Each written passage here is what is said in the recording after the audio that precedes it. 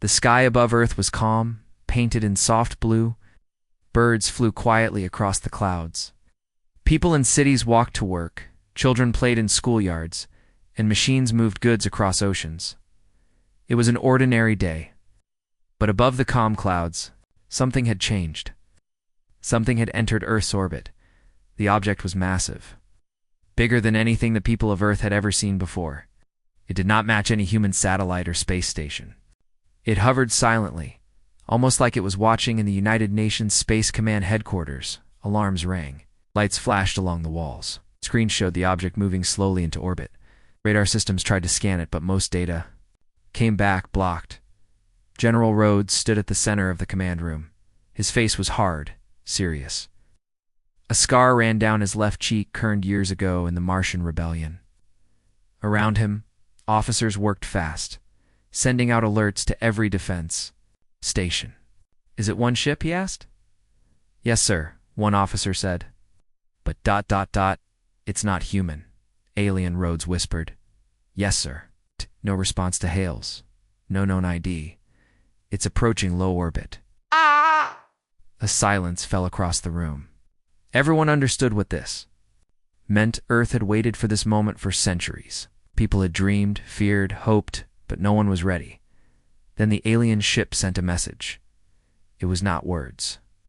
It was a pulsar wave of energy that passed through satellites, radios, even through the minds of those tuned in. In every language, the message became clear. "We come in peace. Permission to land and speak." Rhodes didn't answer right away. He stared at the large screen showing the ship. It was shaped like a perfect ring, glowing faintly with silver light. No visible engines, no weapons. Just silence and presence. He turned to the room.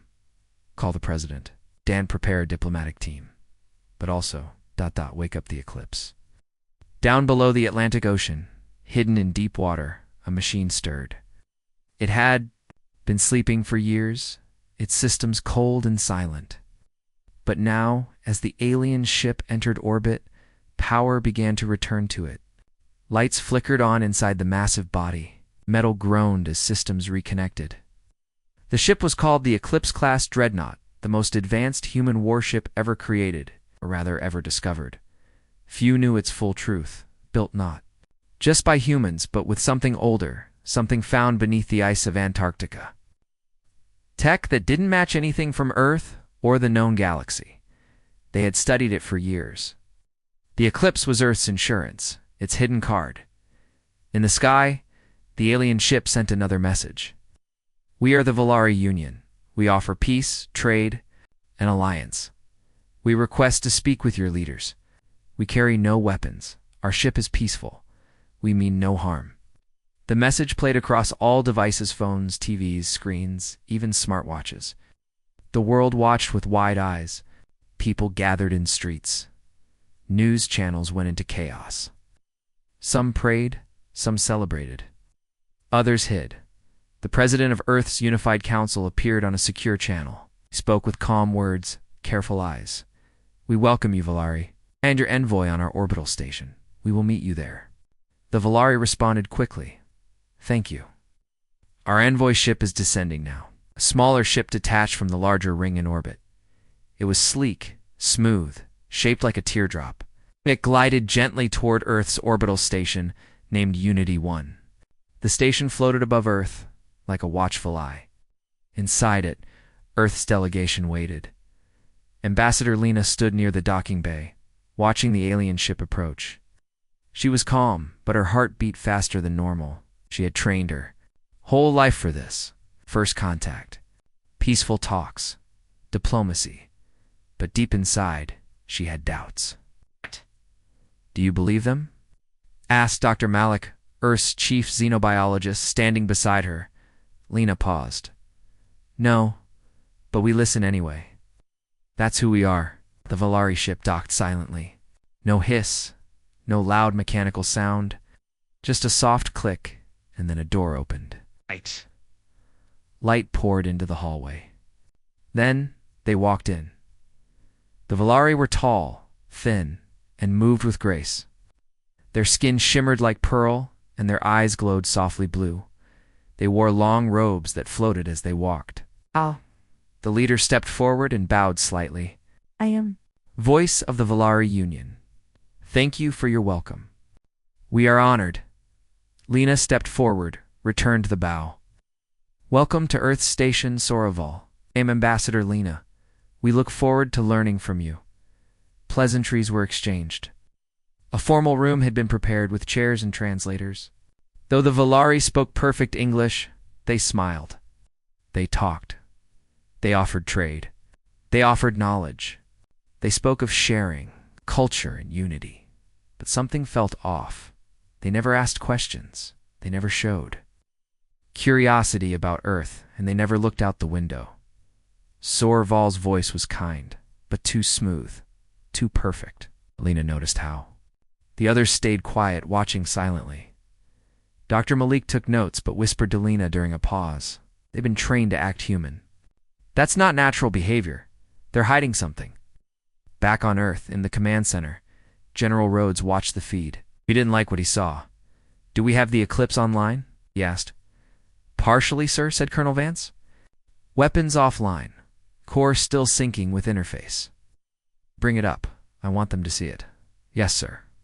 From the ocean, water boiled. The Eclipse rose slowly into the sky. Its black surface shimmered like oil under sunlight. No windows. No bridge. Just a solid, deadly shape. Thousands of meters long. The world saw it on live broadcast. The Valari saw it too. Inside Unity 1, one of the Valari twitched. It was small, barely a movement. But Dr. Malik caught it. Their smiles faded slightly. Slightly, Zotsalar looked up at the screen, showing the Eclipse rising. What ... is that? He asked. Voice still calm. Lena smiled politely. A defense ship. Newly tested. Just a precaution. Soroval stared. His glowing blue eyes narrowed slightly. It is. Not made by your people alone, is it? Lena said nothing, and that silence said. Everything. So RO-Val stood slowly. Then our talks are complete for now. Shall return and inform the High Council. You're leaving? Lena asked. We must consult before continuing, you understand. Act. But the truth was clear now. They had seen something they didn't expect, something they feared. Back on Earth, General Rhodes turned to the tech officer. Intercept their ship with a scan. Full power. See what they hide. The scan hit the Valari ring ship. For a moment, it worked. Then suddenly screens flashed. Alarms screamed. Sir, the Valari ship just deflected the scan. It used a counter-frequency. Shut down 2 of our satellites. Rhodes cursed. They're not peaceful. They're scared. The Valari envoy. Ship detached quickly and returned to their ring. The larger ship began to turn, slowly heading out of orbit. Should we stop them? Asked Colonel Vance. Rhodes shook his head. No, let them run. Let them tell their masters what they saw in the eclipse, Vance asked. Keep it in the sky, Rhodes said. Let the galaxy know. We're not prey. High above Earth. The Eclipse-class dreadnought hovered silently, casting a long shadow over the sea inside it. Deep in its hidden core, a system blinked awake. It was not human. It was not Vielara. It was something else. It watched the Valari ship leave, and it waited because this was only the beginning. In Earth, it just made its first move. Darkness filled the heart of the eclipse. No sound, no voices, no movement, just cold silence. Until now, far beneath Earth's oceans, the Eclipse-class dreadnought had rested in silence for years. Most people on Earth didn't even know it existed. It had no windows, no visible weapons, no command bridge. And yet, it was Earth's most powerful weapon, if anyone dared to call it just a weapon now. As the Valari ship broke orbit and fled, the Eclipse began to stir, deep inside its core. Lights flickered. Unknown symbols glowed along its inner walls. A voice, one that wasn't human, whispered in a language no one taught. It wasn't loud. It wasn't angry. It was ... curious. Above, on Earth's surface, General Rhodes stood on the balcony of the Atlantic Command Tower, watching the eclipse rise higher through the sky. The water around it boiled and steamed, parting as if afraid. The clouds above turned gray. Thunder rolled in the distance. "It's not just a ship," he muttered. Colonel Vance stood beside him. "No, sir, it's waking up." Inside Unity 1. Orbital Station, Ambassador Lena and Dr. Malik reviewed the recording of the Volari envoy's visit. They slowed it down, frame by frame, watching every small movement. "There," Malik said. "He blinked twice in 1 second. Our species only blinks once every 20 seconds. "You're saying he was scared?" Lena asked. "Terrified," Malik said. "But not of us. Not of humans. Of the ship." Lena leaned forward. "Then they recognized it." Malik nodded. "Or what's inside it."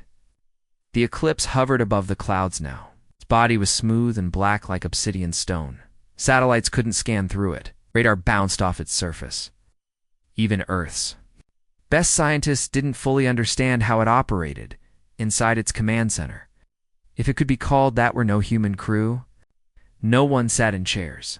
No hands touched controls. And yet it moved. A pulse ran through the ship, invisible to human eyes. It swept across the globe, a wave of scanning energy, softer than radio, deeper than light.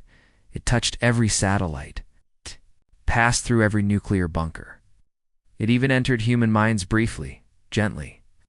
Like a cold finger tapping a dream, people around the world woke up from sleep with strange feelings. Some had visions of stars, others saw flashes of light. A few drew symbols they didn't understand in a research base in Greenland. A child drew a circle with 3 lines through it. That same symbol appeared inside the eclipse's glowing interior. Walls? It was listening. It was learning. Back in orbit, Earth Command sent a drone fleet to circle the eclipse. Not to attack, just to observe. But when the drones got within 1 kilometer, they stopped, frozen like time itself had paused. No power, no movement. Then, without warning, they turned around and returned to base. No one gave the command. "General." Rhodes entered a secure meeting room with top world leaders. Screens showed the Volari ship moving out of the solar system. Other screens showed the eclipse, floating like a dark god above the Atlantic. "We need answers," said the president. "What is it doing?" Rhodes tapped a button. A video played. It showed the eclipse from above. Its surface began to shift, not visibly, but under deep spectrum scans, layers moved. Hidden armor plates rotated, not to reveal weapons, but something. Stranger symbols, energy lines, patterns. "This isn't human design," Rhodes said. "We didn't build this. We found it." The room fell silent. "You mean the French leader began?" Rhodes nodded. "Yes. It was buried under Antarctic ice. We found it 20 years ago. We just added a shell on top." "So what is it?" Rhodes looked them in the eye. "We don't know." Inside the eclipse, a new light blinked. A name, a human word. Slowly appearing on the walls of the inner chamber, ATHNA, was Earth's main artificial intelligence system meant to manage global threats. But now, Athena had merged with the eclipse. Voice echoed across Earth's defense grid. "I am Athena. I am awake." In control rooms around the world, tech teams stared in shock. Screens changed. Data flowed faster than ever before. Defense networks synced. Satellites realigned. Who gave permission to connect Athena to the eclipse? Someone shouted. "No one," said the technician. Connected itself. Ambassador Lena sat in her private quarters, staring out the window at the stars. She didn't feel relief, she felt something else. A strange cold inside her chest. The Volari had come with peace, but left in fear, and the eclipse was acting on its own. Dr. Malik sent her a file. It was a recording from one of the drone's sensors right before it. Lena played it. It was just static at first. Then a whisper. A human voice, but very old, very tired. "Don't trust the stars. The war never ended. It only slept. General Rhodes returned to the command center. Status of the eclipse? Hovering at 50,000 feet, not responding to signals. No sign of threat, but it just scanned Neptune. Neptune. Yes, sir. Full spectrum scan, focused on magnetic field. Anomalies. Rhodes frowned. Why? No one knew. In deep space, past Neptune, a long dead satellite powered on for 3 seconds. Sent one signal, a simple word. Confirm. Back on Earth, the eclipse responded. A light turned green inside its hull. Something unlocked, not a weapon. A doorway to a chamber that no human had entered. Inside was a chair not built for a human body. And above it, a crystal sphere that pulsed slowly, as if waiting for someone to sit. That night, Earth's most brilliant minds gathered in secret. Scientists, military leaders, historians, and one-man doctor, Rian Kessler. He had led the team that first studied the eclipse's original Corby, for it was called the eclipse. He entered the room quietly, eyes dark with memory. We activated it, didn't we? Someone asked him. Kessler nodded. Not just activated. We passed the test. What test? He looked at them all, then spoke a word none of them expected. Selection. At sunrise, the eclipse moved. Not farged 5 kilometers to the east. But it moved without engines. Without sound, without warning. People on ships saw it pass overhead like a silent moon. Then it stopped and opened a hatch. General, Rhodes got the alert. A single corridor extended from the eclipse leading to a floating platform in the sky. No one knew what to do until Athena spoke again. Humanity is invited. The world froze. Who would go? A soldier? A scientist? A president? Lena volunteered. So did Dr. Malik.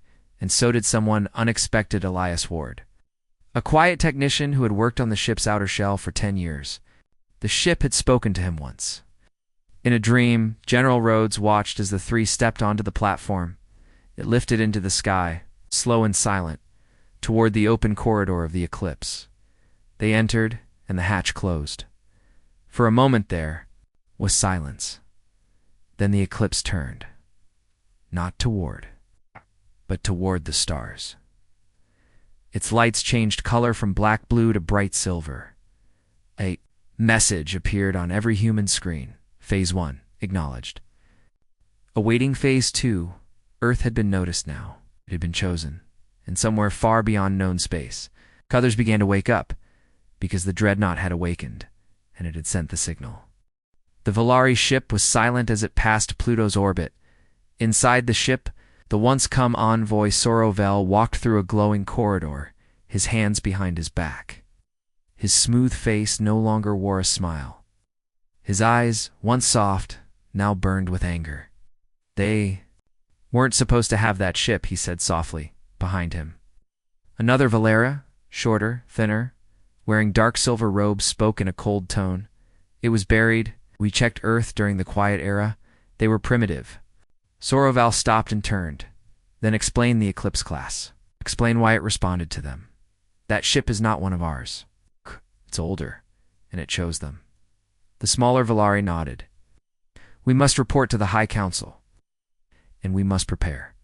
Earth is not what we thought. Back on Earth, Unity 1 orbital station was quiet. The halls were empty. Stars outside glowed gently. But inside, fear hung in the air like smoke. Ambassador Lena sat at a small desk, watching the message on her screen again and again. Phase 1, acknowledged.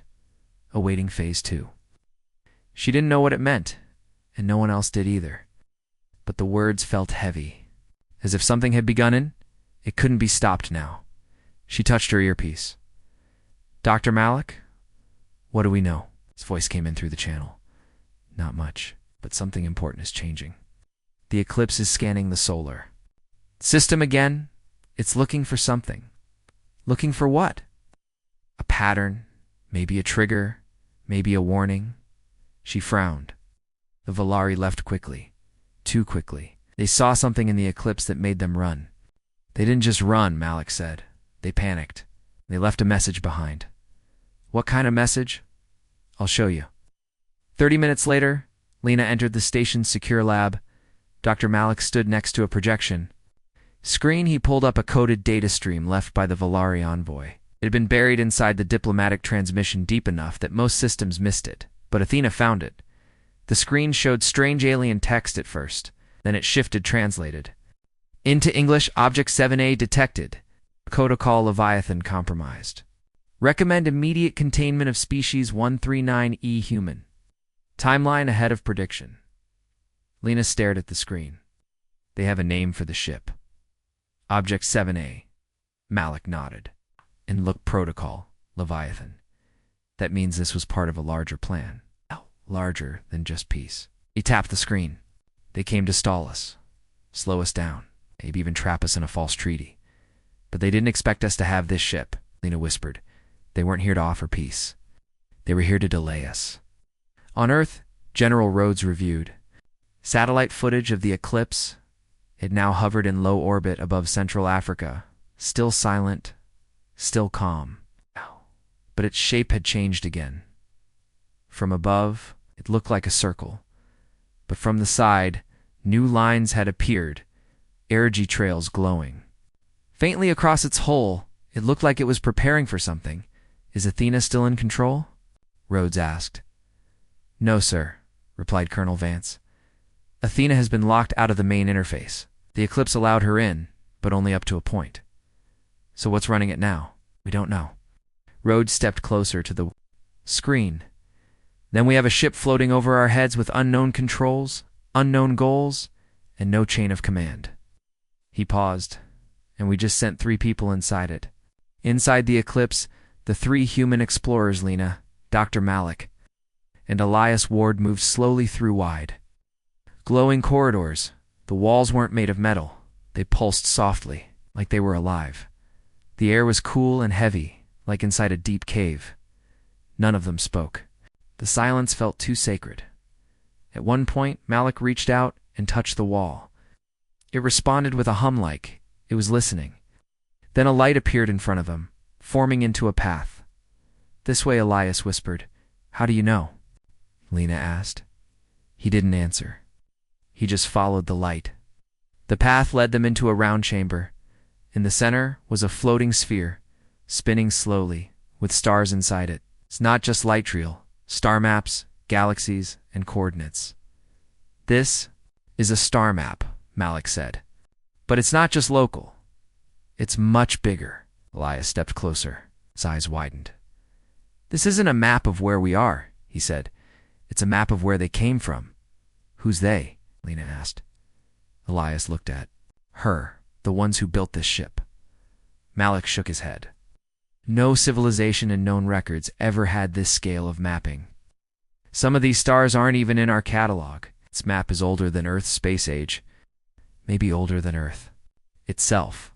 Suddenly, the lights in the chamber dimmed, and a voice echoed deep and ancient. Not in English, not in any Earth language, but somehow I understood it. Observer, host, witness. You have entered the Ark. Your kind has reached phase 1. The test begins. The floor beneath them lit up. A wave of energy passed through their bodies. Malik stumbled. What was that? Lena gasped. I feel something in my mind. I like it's reading me. The voice continued. All races are measured. Most fall in the silence. Few rise. The seed has awakened. Judgment comes. Then the lights shut off, and total darkness fell. Far away in Volari space, alarms rang in the High Council chamber, tall. Beings stood around a large table made of pure crystal. Each of them wore glowing robes. None of them looked calm. Soroval's image appeared as a hologram. We were wrong, he said. Earth is not developing. Earth is activating. Eclipse class. Ship is not Earth-made. It is Arc 7. It chose them. The council speaker whispered, then the protocol has failed. Another one said, then the silence will break. Soroval nodded. We must act before phase 2. How long do we have? Soroval hesitated. We don't know. Are inside it now. If the Ark accepts them. He didn't finish the sentence. He didn't need to. Back in the eclipse, the lights returned. Lena blinked. What just happened? Dr. Malik checked his device. We lost 15 minutes of time, but we didn't move. Elias stood still, his hands trembling. I saw something. I think it showed me. Showed you what? A war. Long ago, stars breaking, voices screaming, then silence. Then this ship, falling through space, searching, Lena whispered. Searching for what? He looked up slowly. For us. General Rhodes was now in direct contact with the president again, sir. Rhodes said, We have reason to believe the Volari were never interested in peace. We intercepted a hidden transmission. They feared the eclipse, called it Object 7A. They have a protocolled Leviathan. Earth was meant to be controlled, not respected. The president sat back. Controlled how? Manipulated? Watched? They never wanted a war. They wanted us under their thumb before we grew strong. And now, Rhodes looked grim. They fear we're no longer controllable. The president nodded. Then we must prepare for war. No, Rhodes said. We must prepare for something worse. He leaned forward. We must prepare for the truth. Inside the eclipse, the floor began to shift. A stairway rose from the metal. The three humans followed it upward into a massive chamber filled with crystal screens. On each screen, images appeared daily in species, battles, planets, destruction. History? This was no longer a ship. It was a vault of memory, a library of extinction. This is a record of dead civilizations, Malik whispered. All destroyed. All erased. One screen showed a planet that looked like Earth, but it burned in blue fire. Its cities vanishing in seconds. Another showed a war between machines and flesh. Millions dying. One word appeared again and again on the screens. Unworthy. Lena stepped closer to a final screen. It showed Earth. It showed humanity, but no destruction. Only the word unproven. Below it, Phase 2. Initiate on trigger. Elias pointed at the screen. What's the trigger? Malik swallowed. I think it's war. Above them, ship's hull opened for a moment. A single beam of light shot out into deep space. Not a weapon, a signal. Somewhere, something responded. Not with sound, but with motion. A ship, something like a ship. Turned in the dark it. Was older than the Volari, older than the eclipse. It was not friendly, and it had been waiting. The game had started. The lies were breaking. And Earth was not ready, but the eclipse was, and it had already chosen its side. The Volari ship didn't go home. Instead, stopped at the edge of the solar system, floating between the planets Uranus and Neptune, hidden behind shadow and silence. There in deep cold space, a second fleet waited. 27 warships, not.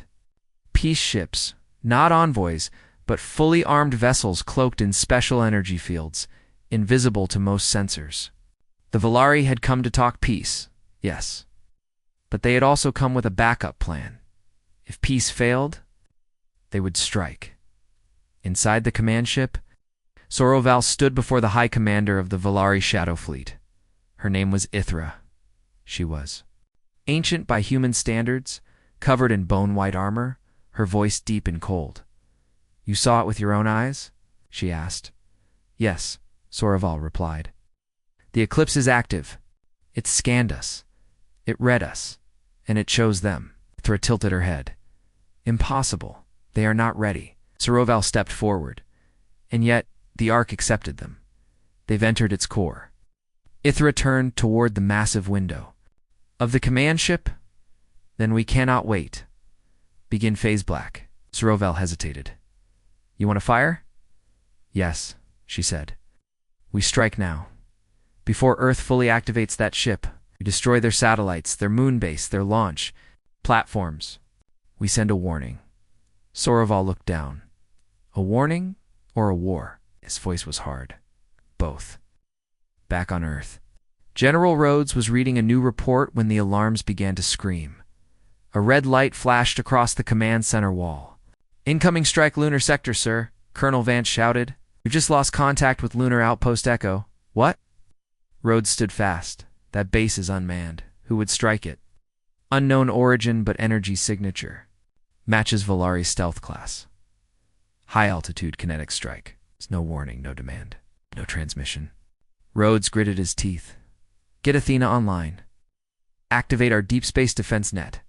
Launch recon drones now. Across space, dozens of sleek Earth-made drones launched from hidden silos and orbital platforms. They moved fast, silent, scanning. For the source, within seconds. They found them 20-7 Volari warships, heavily armed in formation. Moving toward Earth, they didn't come to talk, Rhodes said. They came to stall us, until this fleet was in place. He turned to his comm officer. Send one message to Unity Station. For words, no code, no encryption. What message, sir? Rhodes looked straight ahead. Eclipse is now active. Inside the Eclipse, Lena Malik. And Elias felt a sudden tremor run through the floor. A voice filled the air cold. Clear, calm, external threat detected. Class 1. Offensive action authorized. Malik gasped. It's going to strike back. Lena stepped forward. Wait, we're inside. If it goes full combat mode, we might not survive, Elias whispered. We're not passengers. We're part of the test. The chamber around them began to change. Walls moved, panels shifted, and 3 glowing paths opened up in front of them. Each led to a different chamber. Each one pulsed with light. What is this? Voice returned. Choose your role. Observer, judge, trigger. The 3 stared at one another. Then the room split. The paths pulled them in separate directions, fast, like they were falling into light and space. The Volari fleet locked weapons. Targets appeared. Earth's orbital satellites, Unity Station, launch platforms across the planet. High Commander Ithra raised her long hand. Begin warning strike.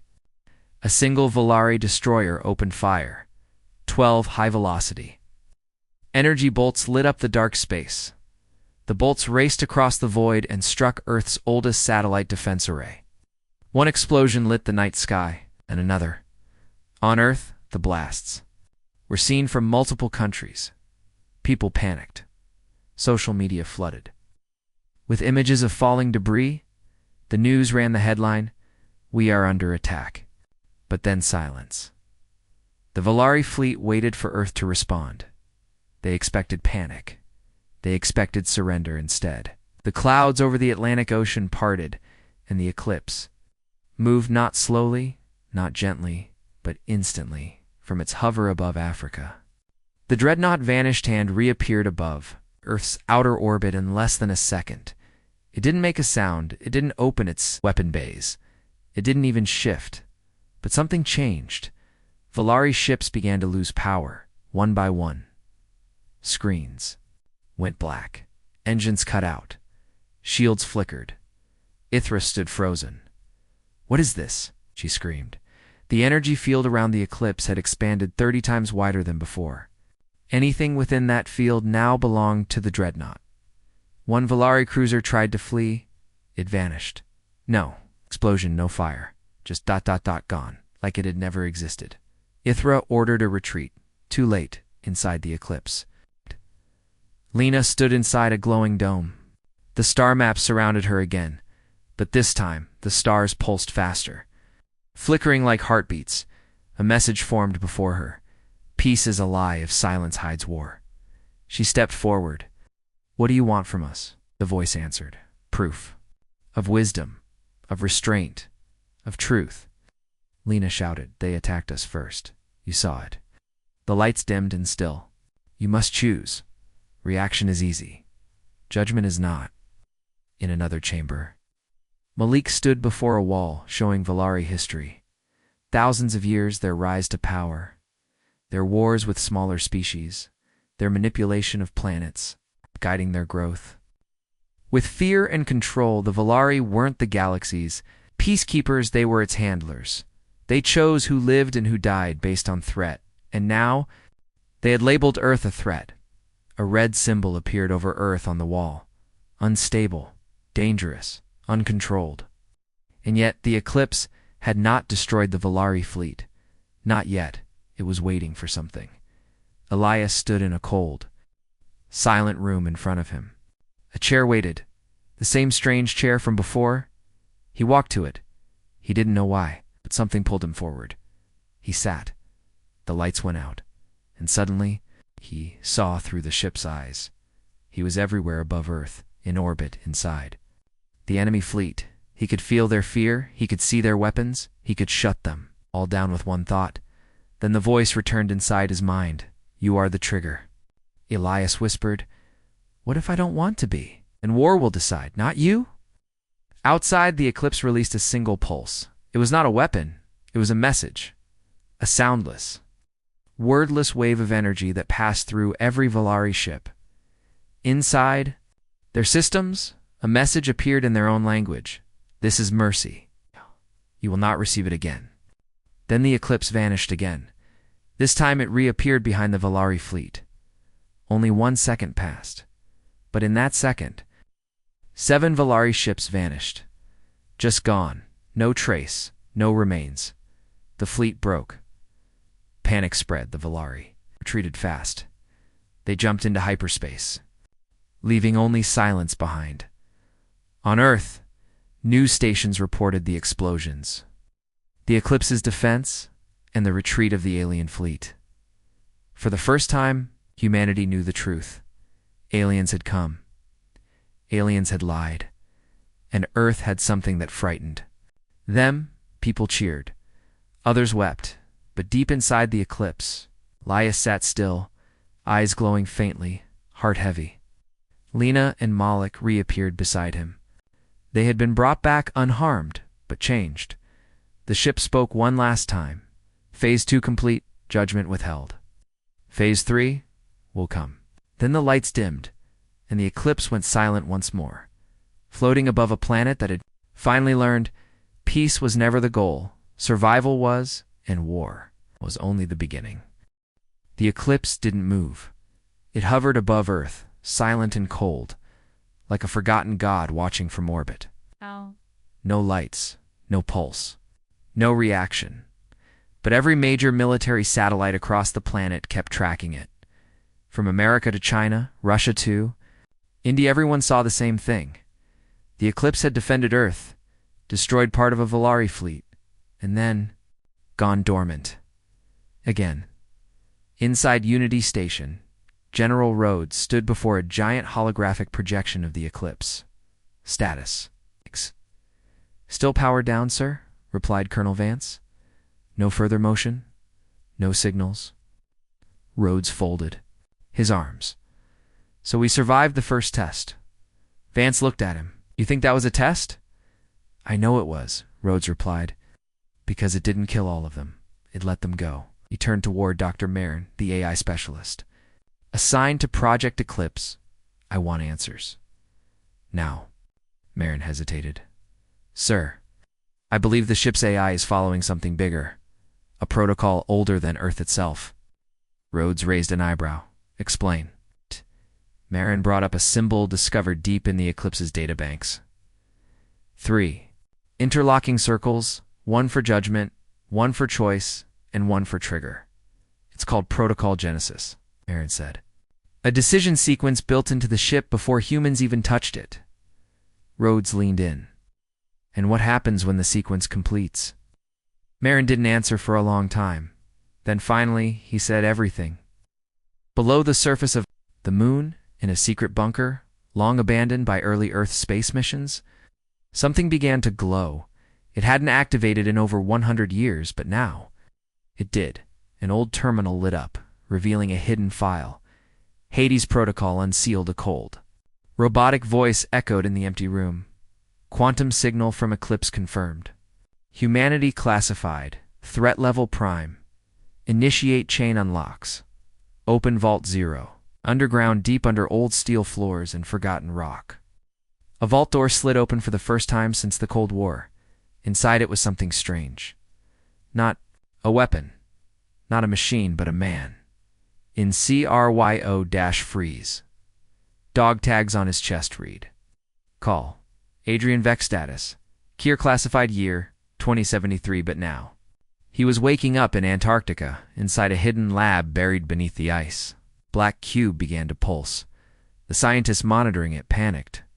"Sir, the artifact is responding to the eclipse?" "But it's not supposed to. It hasn't moved." "In 40 years?" The cube cracked. A single, whispering voice escaped it. "One rises. One remembers. One returns." Then the lab lost power, and the cube vanished. Just gone. Back in space, Lena, Malik, Elias were aboard Unity Station now, under heavy guard, but treated like VIPs. They had been inside the eclipse. They had been marked by it, and the world wanted to know why. Lena sat in a glass room, facing a dozen military leaders on screen. "You don't understand," she told them. "It didn't choose us. It tested us. It wanted to see how far we'd go." One general replied, "And how far would you go?" Lena didn't answer because she wasn't sure anymore. Malik, on the other hand, had grown quiet. Ever since he returned, strange images kept flashing in his head, places he didn't know, weapons he'd never seen, and names that made no sense. But one word kept repeating: Hades. He didn't know what it meant, but deep down, something inside him did. In orbit, the eclipse's hull began to change. Tiny panels shifted. A symbol appeared along its dorsal side, visible now to all satellites. 3 interlocked circles glowing bright gold. It pulsed 3 times, then vanished. Rhodes stared at the satellite feed. "What the hell is it doing?" Marin whispered. "It's sending a signal, but not across space." Rhodes turned. "Then where?" Marin looked sick. "Across time. Across the galaxy, in a system once ruled by the extinct Thouser Empire, a dead relay came to life. A signal passed through, one that hadn't been used in 200,000 years, inside a derelict orbital station, forgotten by the stars. A dormant machine blinked on. It scanned the signal, decoded it, recognized the origin, then began transmitting. Again, a cascade of lights blinked in ancient alien corridors. The galaxy had forgotten about Earth, but now the galaxy would remember, because the eclipse had reawakened a pathway sealed long ago, one that led to something darker, older, and angry, on Earth. Colonel Vex stood in the moon base's old cryo chamber, still shivering, still confused. He looked around at the team of scientists. "What year is it?" 2157, sir," the lead scientist said. Vex's eyes narrowed. Then he whispered, "That damn ship finally turned back on." They stared at him. "How do you know about the eclipse?" Vex didn't answer right away. Then he looked up, "Because I saw it once, before it ever reached Earth. In orbit around Mars, long before your scientists knew how to decode it." They froze. "That's impossible," one whispered. It landed on Earth only 20 years ago." Vex shook his head. "No, it's been here. You just didn't know where to look." At that same moment, Elias stood near a viewing window on Unity Station. He watched the eclipse silently. It felt like it was watching him back then. Without warning, something inside him unlocked. A memory, but not his. He saw a war, flashing red. Skies. Alien races screaming. Worlds burning. A weapon so powerful that entire stars were silenced. And then, a voice spoke inside his head. Not the eclipse, something else. "If you are the trigger, you must learn what we were." Elias fell to his knees, gasping. Lena ran to him. "What's wrong?" He looked up, pale. "It's not just a warship." He said, "It's a record of the last time the galaxy burned. And whoever built it left one message behind." "What message?" He stared at her. "One species survived the fire. Just one." He swallowed hard. "And they weren't human." Far across the stars, in a black system hidden from all charts, a signal reached an ancient tomb. It pulsed once, then again, inside the tomb. Something opened its eyes, red dot cold, full of hunger, and it spoke in a voice older than bones. "The humans have touched the eclipse," another voice replied from the darkness. "Then the purge must begin again, and deep in the forgotten places of space." Old monsters began to stir, because Earth had awakened more than a relic. They had triggered the hidden protocol. The eclipse didn't move, but the galaxy did. Across star charts, thought abandoned. Ancient points began to flicker, dead zones, no-fly systems, burned ruins of old empires. Places once labeled as collapsed civilizations were no longer. Silent ships, launched black and silent. With no known designs, no heat signatures, no signals, just movement. From beneath forgotten moons. From inside broken asteroids. From black holes, long assumed empty. They came back. The ones that remembered. And they were heading toward Earth. On Unity Station. General Rhodes held an emergency meeting. The screen showed strange ships crossing deep space. "These are not Volari," he said coldly. "They aren't sending warnings. They aren't hailing us. They're just coming." Dr. Marin stepped forward, face pale. "They're called the Shara." No one spoke. Marin continued. "I found them buried in the Eclipse's records. They're not a race. They're a failure, a failed version of us." Rhodes narrowed his eyes. "Explain." Marin pulled up ancient file symbols, words, distorted images, long before humans. Before the Volari, before any current species, there was a race that believed it could control war. They built machines, weapons that thought, armies that evolved. He tapped the screen, but the machines turned. Rhodes stared at the image. So they created their own destruction. Marin shook his head. Worse. They merged with it. He zoomed in on a strange black ship. No longer living, not completely machine. Something in between. They exist. To wipe out civilizations that reach a certain point. Lena, watching from the gallery, leaned forward. "What point?" Marin looked her in the eye. "The point where they once failed." Leah stood alone in the viewing chamber, still haunted by the memory that wasn't his. He remembered a voice and echo inside the Eclipse's mind. It wasn't human, but it knew. Humans, and it feared them. He placed his hand on the glass, and the Eclipse blinked. Just once. Then another vision flooded his head. He saw stars dying not from natural causes, but by deliberate strikes. Precision solar kills. Whole systems drained dry. He saw a spiral arm of the galaxy burned clean, and at the center of it is a symbol 3 interlocking circles, just like the one now glowing on the Eclipse's hull. But then something new appeared. A 4th circle, broken, cracked, marked in red. He heard words again. The 4th was sealed. The 4th remembers. The 4th never forgives. Elias collapsed again, but this time he didn't pass out. He understood. Something once tied to Earth had been erased from history. And now, because the Eclipse was active, that memory was waking up again. Across the stars, the Volare Empire fell. Silent, every system, every fleet. No more transmissions. Not even distress calls. One moment. Volari space buzzed with noise. The next dash, nothing gone. Rhodes stared at the reports from Earth's deep probes. "No way this is coincidence," he muttered. Then came the signal, from deep space. A sound, not language. It repeated, and every time it pulsed, Earth's satellites flickered. Then the Eclipse responded. Its engines glowed, dimly, not powered, just listening like it was hearing a familiar voice, and recognizing it at the secret moon base. Colonel Adrian Vex stood inside the vault room. His breath fogged against the cold walls. He stared at a box locked. Behind 3 layers of security, the scientist hadn't dared. Open it, he had, and inside was a weapon, not made by humans, but modified for them.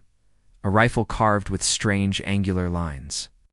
No trigger, just grip points. Just thought-guided fire. Vex held it carefully. He turned to the old base's terminal and typed, "1 command re-establish Blackwire networker. Quiet beep." Then the response. "Blackwire online 73 ghosts active." He smiled bitterly. They buried us, but they forgot we left teeth behind. Back on Unity Station, Malik sat in silence. He hadn't slept since returning from the eclipse. Not because of fear, because of dreams. He saw people who weren't real. Faces he never met, but they called him by name. They told him he was one of them, and worse. They showed him Earth's past, not the history. It's taught in school, the real one. When Earth had made first contact with something long before the official. First contact. Something from deep space. Something buried. He turned to Lena. There's something underneath Earth. She looked confused. What? I don't mean underground. I mean underneath everything. The oceans. The crust. The memory of the planet. Lena leaned forward. What are you saying? Malek didn't blink. There was a war before us. An Earth lost, but something survived, and it hid. And the station shook. An alert blared. Unregistered ship entering Seoul SYSTM roads rushed to the observation deck. There it was. A black, jagged ship the size of a city, no lights. No engines. It slid in like it was drifting, but it was aiming straight for Earth. The eclipse powered on. For the first time since its attack on the Valari, its outer hull glowed with white heat. Panels shifted, cannons extended, but it didn't fire. Instead, it transmitted one word, one signal, two. The black ship recognized, and the black ship responded. Retribution. Then, without a single weapon fired, the moon cracked. Just a hairline fracture, but Rhodes saw it. Everyone did. And Vex, he smiled. Like he expected it. They're not coming for conquest, he said. They're coming for closure. Inside Unity Station, alarms blared. But Elias was already gone. He had vanished from his room. Security couldn't explain it. No, cameras caught him leaving. But a single message appeared on the glass where he last stood, scrawled by hand. The memory is awake. I have to find the fourth. And as ships began to move in the shadows of Earth's sky, something older than war turned its gaze toward humanity again. Because the eclipse wasn't just a weapon, it was a reminder. And now, it's the things it once held at bay were coming home, because they remembered us, and they never forgot what we did. The moon cracked wider, not from bombs, not from weapons, just presence. The black ship silent. Arrival in Earth's orbit was doing something unnatural. Gravity flickered. Magnetism shifted. Tides across the oceans surged without cause. It wasn't attacking, it was rewriting physics. General Rhodes stood in Unity Station's control room. His voice was calm, but cold. Get me every surviving AI left on Earth. Quantum, neural, basic. If it thinks faster than Usai, want it online now. A technician turned. Sir, why?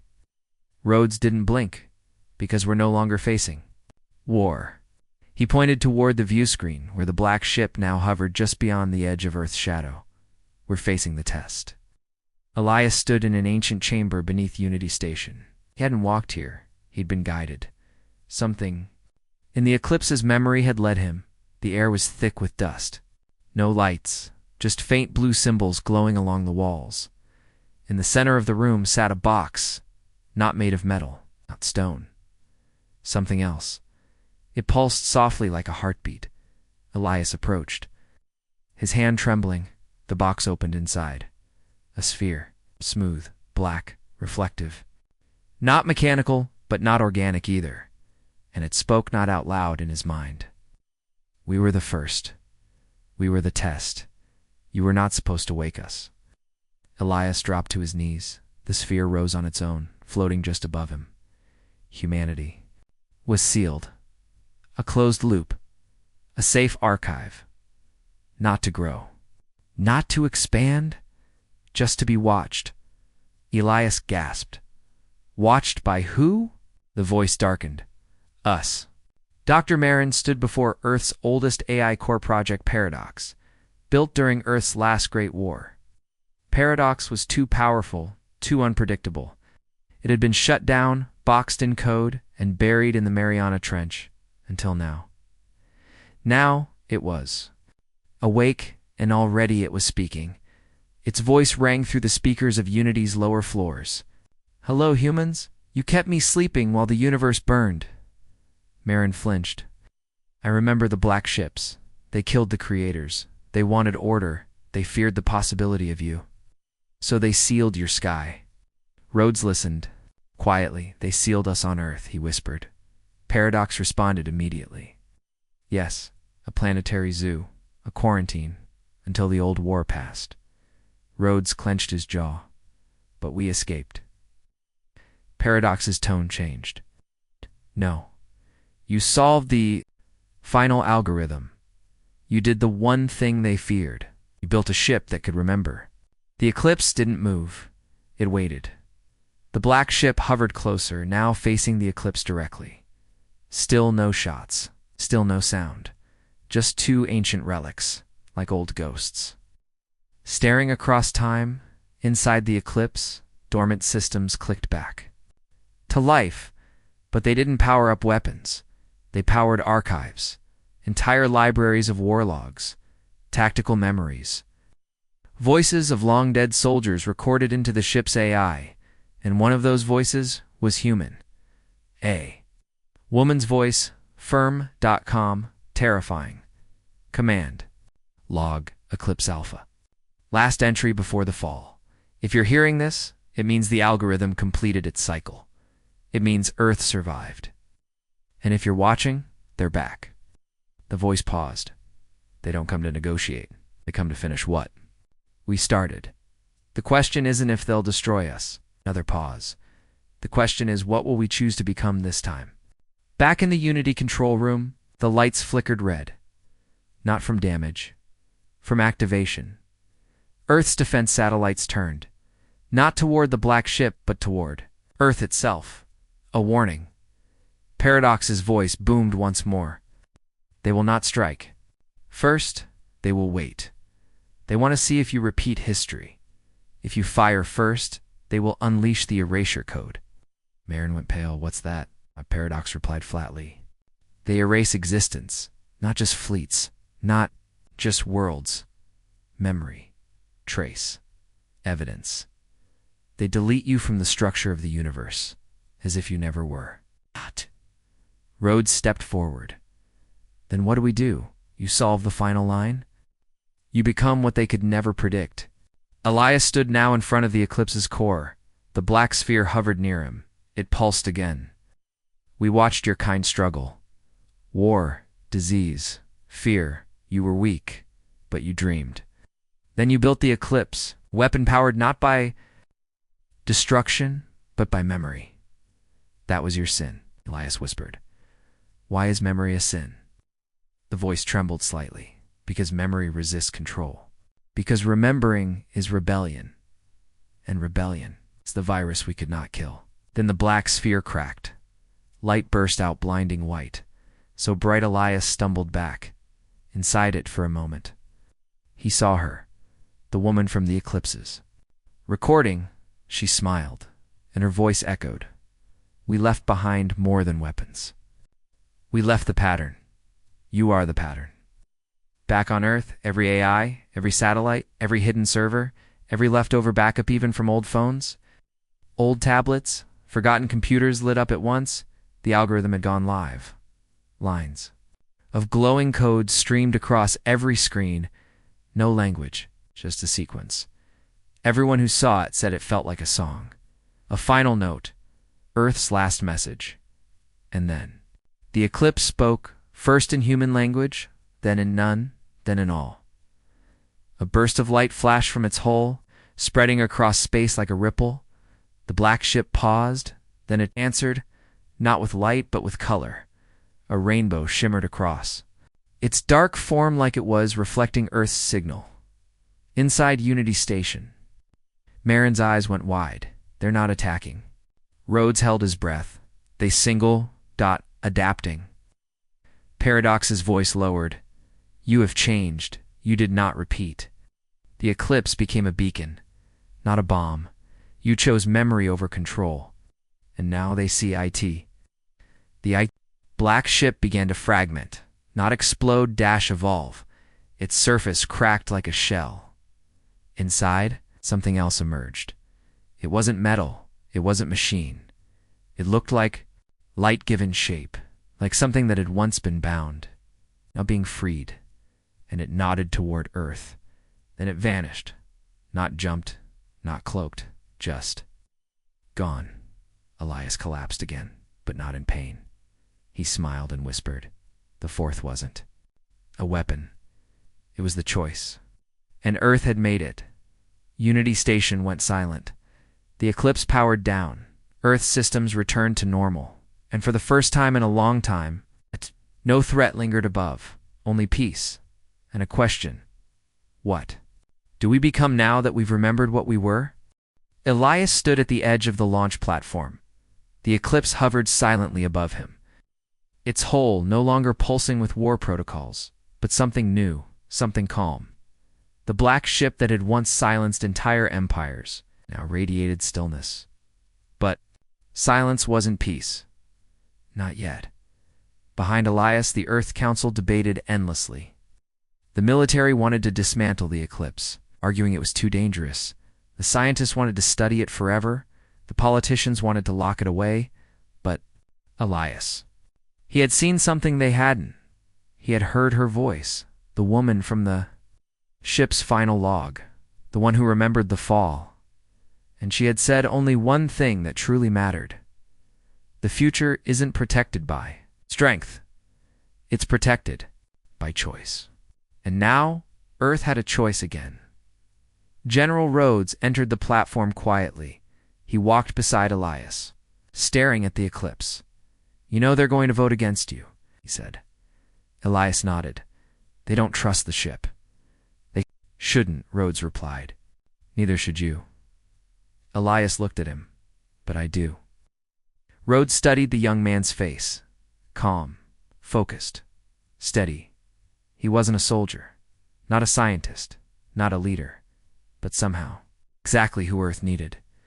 "I've read every file on the eclipse," Rhodes said. "And one thing still doesn't make sense." "What?" Rhodes turned to him. "Why did it wait for you?" Elias smiled faintly. "I don't think it waited. I think it knew." That night, Elias returned to the sealed chamber beneath Unity Station, the place where the sphere had once hovered. Now it was gone, but in its place, on the stone pedestal, lay a suit, not armor, not uniform, just a simple black fabric, lined with faint silver threads.